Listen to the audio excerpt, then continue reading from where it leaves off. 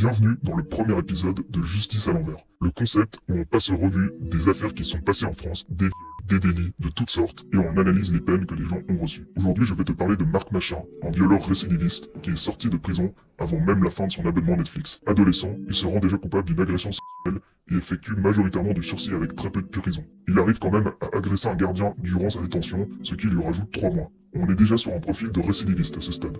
En sortant de prison, il se rend coupable de 3 agressions sexuelles, pour lesquelles il n'effectuera que 1 année de prison ferme. Le reste étant du sursis, 2 ans de sursis, pour une peine totale de 3 ans. Dans les mêmes années, Christophe Fauvio a vraiment envie de voir son fils et sa fille réussir professionnellement dans le tennis. De manière très étrange, durant les matchs de sa fille et de son fils, il se met donc à glisser un anxiolytique puissant, du Temesta, dans des bouteilles d'eau qu'il propose aux adversaires de ses enfants. Au bout de quelques années, le drame survient. Un adversaire de son fils qui a été drogué à son insu par cette bouteille d'eau prend la voiture et meurt lors d'un accident de la route. Bien que ça n'ait pas vraiment de sens de comparer des peines et des affaires différentes, on voit que le père prend 4 fois plus de prison que le violeur récidiviste. Et toi, qu'en penses-tu ?